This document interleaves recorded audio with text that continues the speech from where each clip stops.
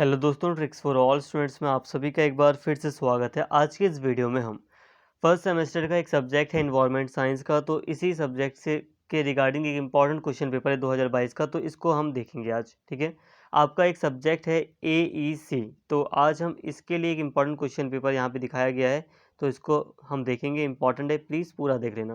पहले AEC की जगह ACC का सब्जेक्ट हुआ करता था, लेकिन AEC और AECC के सब्जेक्ट में कोई ज़्यादा अंतर नहीं है, इसीलिए ये वाला लास्ट ईयर का क्वेश्चन पेपर आपके लिए काफ़ी इंपॉर्टेंट हो सकता है, एक अंडरस्टैंडिंग आपको दे सकता है। तो प्लीज़ वीडियो को पूरा देखना। तो 5 क्वेश्चन देखिए, उस टाइम पे भी इसमें 5 क्वेश्चन कह रहा था करने के लिए। आप खुद सोचिए, जब जब पहले 4 क्वेश्चन दिए जाते थे तो 5 क्वेश्चन करने के लिए कहा था। तो इस बार याद रखना, आप अपना एग्ज़ाम देते समय इंस्ट्रक्शन को ज़रूर पढ़ लेना। मैं जितनी वीडियोज़ हैं, ना तो मैं 4 बोलता हूँ ना 5 बोलता हूँ कन्फर्म, क्यों? क्योंकि इस समय कन्फर्म है ही नहीं। अभी जो जेईई का एग्ज़ाम हुआ उसमें बच्चों को 5 की जगह 4 ही क्वेश्चन दिए, तो अनप्रेडिक्टेबल है ये थोड़ा-सा, तो आप लोग इंस्ट्रक्शन पढ़कर ही सारे काम करें। तो चलिए देख लेते हैं यहाँ पे क्वेश्चन कैसे आए थे। तो यहाँ पे दोस्तों क्वेश्चन आप देख सकते हो किस तरह का है। डायरेक्ट क्वेश्चन नहीं है, ऐसा नहीं है कि एक लाइन में 2 लाइन में क्वेश्चन लिख दिया हो, बल्कि एक ही क्वेश्चन में कई सारे पार्ट्स करके दिया हुआ है। जैसे कि यहाँ पे लिखा है सही या गलत लिखें, सही या गलत लिखें। नदी के बाढ़ के मैदान आर्द्र भूमि पारिस्थितिकी तंत्र का एक उदाहरण है। अब इसको एक्सप्लेन करना है आपको, चाहे पक्ष में चाहे विपक्ष में। विश्व जल दिवस 22 अप्रैल को मनाया जाता है। ये चाहे यहाँ पे आपको डायरेक्टली गलत या सही लिखना है, ट्रू फॉल्स करने हैं। ठीक है, यहाँ पे ट्रू फॉल्स आपको करने, ज़्यादा लिखना नहीं है इसमें, आपको ट्रू फॉल्स बताना है इस वाले क्वेश्चन में, क्योंकि यहाँ पे इंग्लिश से समझ में आ रहा है कि डायरेक्ट वो बोल रहा है राइट वेदर ट्रू और फॉल्स, बस ये ट्रू फॉल्स करने हैं यहाँ पे, ज़्यादा लिखना ही नहीं है, आपके लिए हेडेक ही नहीं है। तो यहाँ पे ये चीज़ें आप देख सकते हैं, तो ये थोड़ी गहराई से पूछी जाने वाली चीज़ें हैं। इसके अलावा है अटेम्प्ट एनी 5, दूसरा जो इसी का बी क्वेश्चन है। तो निम्नलिखित में से निम्नलिखित को परिभाषित करें 5। देखो 5 आपको यहाँ पे बहुत सारे 7, लगभग 7 ऑप्शन दिए गए हैं, आपको 5 को लिखना है, परिभाषा देनी है, बस ज़्यादा लिखना नहीं है यहाँ पर। तो अच्छी बात है, यहाँ पर आपको लिखना कम पड़ेगा। जैसे कि जैव भू रासायनिक चक्र क्या होता है, ये वाला जो आपका मैंने एक वीडियो भी बना दी है, प्लेलिस्ट में आपको जल्दी ही मिल जाएगी। तो एक वीडियो में मैंने आपको ये पढ़ाया है, आप उसमें देखेंगे तो आपको मिल जाएगा ज़्यादा चीज़। तो जो भी है आपको सारी चीज़ें मिल ही जाएंगी, आप पढ़ लेना उसमें। तो आपको यहाँ पे 7 में से 5 ऑप्शन चूज़ करने थे। मृदा अपरदन, सॉइल इरोजन क्या होता है, ये आपको ईज़ी है, आता ही होगा। परिभाषित करने, देखो परिभाषित में आप चाहो तो 4 लाइन में भी कर दो, चाहो तो 8 लाइन में भी कर दो, कोई दिक्कत नहीं है।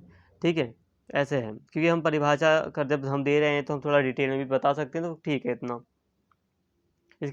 इसके अलावा है differentiate between the following, attempt any 3। अब यहाँ पे आपको 3 अटेम्प्ट करना है, यहाँ पे 3 में डिफ्रेंशिएट करना है। यहाँ पे दिया गया ऑप्शन, निम्नलिखित के बीच अंतर कीजिए। जैसे कि नर्मदा बचाओ आंदोलन और मौन घाटी आंदोलन, दोनों में क्या अंतर है आपको करना है। ठीक है, इसके अलावा शंकुराधारी वन कौन होते हैं और टुंड्रा पारिस्थितिक तंत्र कैसा होता है, ये आपको बताना है। लुप्त प्राय प्रजाति और कम से कम चिंता वाली प्रजातियाँ और प्राथमिक उत्तराधिकार और माध्यमिक उत्तराधिकार, ग्लोबल वार्मिंग और ओजोन परत की कमी, तो दोनों में आपको अंतर बताना है और लिखना है, मतलब दोनों के बारे में आपको लिखना है। तो 3 यहाँ पे 5 ऑप्शन दिए गए थे, दूसरे क्वेश्चन में 5 में से आपको 3 ऑप्शन चूज़ करने होंगे। यहाँ पे लिखा है तीसरा क्वेश्चन, राइट शॉर्ट नोट आपको लिखना है ऑन द फॉलोइंग एनी 3। यहाँ पे आपको एनी 3 का मतलब है कि तीन को आपको चुनना है। 5 ऑप्शन दिए गए हैं, जैसे कि निम्नलिखित पर संक्षिप्त टिप्पणी करें। एकल उपयोग प्लास्टिक और पर्यावरण पर इसका प्रभाव। ये सिंपल है, प्लास्टिक को लेकर पर्यावरण पर क्या इसका नकारात्मक प्रभाव पड़ा, ये सारा कुछ बता दो, हो गया। शहरी क्षेत्रों में भूजल संकट, जो शहर है वहाँ पर हम देखते हैं जो ज़मीन है उसमें पानी कम हो रहा है, भूजल कम हो रहा है, तो इसके बारे में आपको लिखना है। वर्तमान सामूहिक विलुप्ति संकट, जो जानवर वगैरह विलुप्त हो रहे हैं, इसके बारे में लिखना है। पर्यावरण संचार के तरीके और जन जागरूकता में इसकी भूमिका। पर्यावरण संचार, किस तरह से पर्यावरण को सुधारा जा सकता है और जागरूकता कैसे फैलाई जा सकती है, इस पे लिख सकता है। कोई आम बच्चा आराम से लिख देगा, जिसने जो नॉर्मली पर्यावरण से संबंधित चीज़ें जिसने पढ़ी हैं। पर्यावरण अधिनियम 1986, ये आपको पढ़ना पड़ेगा, ज़्यादा हार्ड नहीं है, पढ़ोगे तो हो जाएगा। तो इसके अलावा क्वेश्चन 4 यहाँ पे दिया गया था, जिसमें अम्लीय वर्षा की बात की गई थी। अम्लीय वर्षा की घटना की व्याख्या करें। अम्लीय वर्षा के विभिन्न प्रभावों की विवेचना कीजिए। शीतकालीन धूम कोहरे और ग्रीष्म धूम कोहरे के बीच अंतर करें। प्रकाश रासायनिक धूम कोहरा मानव स्वास्थ्य और कृषि उत्पादकता को कैसे प्रभावित करता है। ये सारी चीज़ें हैं यहाँ पर।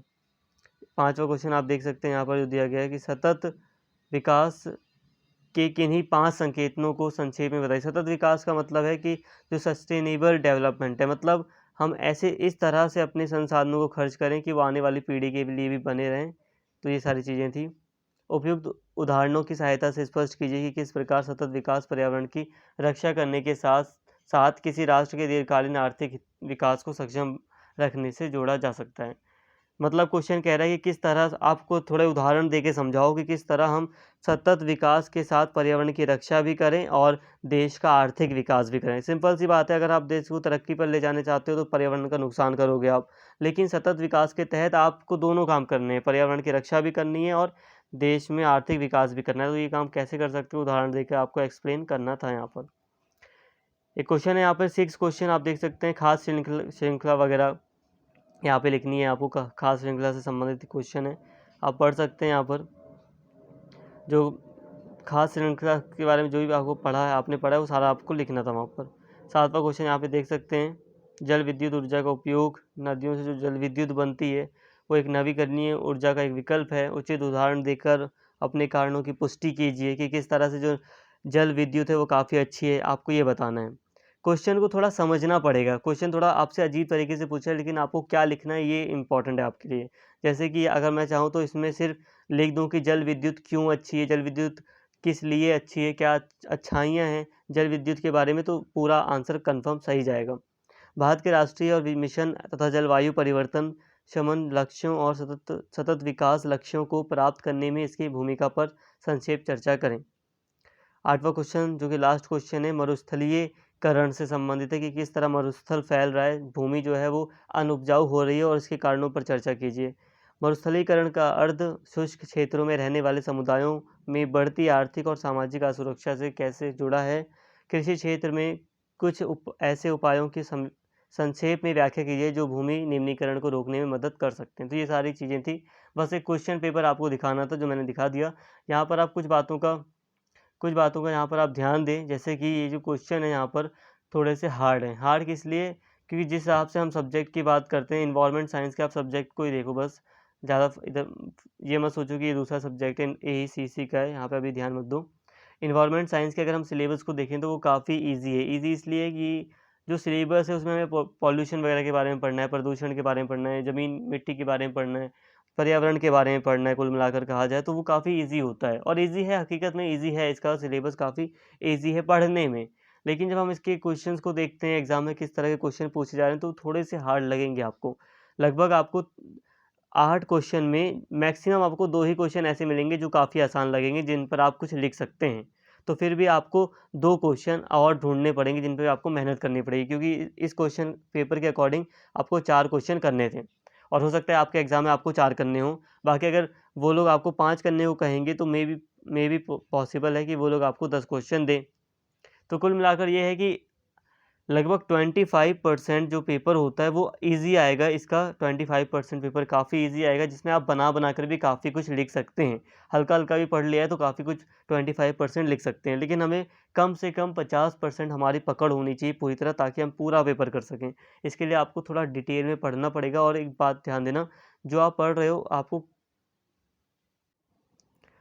आपको किस क्वेश्चन में क्या बातें लिखनी है इसका ध्यान रखना। जैसे कि अब देखो यहाँ पे आपको कुछ खास लिखना नहीं है यहाँ पर, ठीक है, आपने ट्रू फॉल्स कर दिया हो गया। लेकिन यहाँ पे आपको डेफिनेशन लिखनी है। आपको अब डेफिनेशन कितनी लंबी लिखनी है आप थोड़ा अंदाज़ा लगा लो, 2 नंबर का है तो ऐसा नहीं है कि सिर्फ 1 लाइन में काम चल जाएगा। 4 लाइन लिखो, 5 लाइन लिखो, इतना तो लिखो ही, ठीक है। यहाँ पे ऐसी बातें क्वेश्चन के हिसाब से आपको राइटिंग देखनी है। उम्मीद करता हूँ बातें समझ में आई होंगी और जो भी बातें हैं मैं नेक्स्ट वीडियो में समझा दूँगा आपको। Thank you.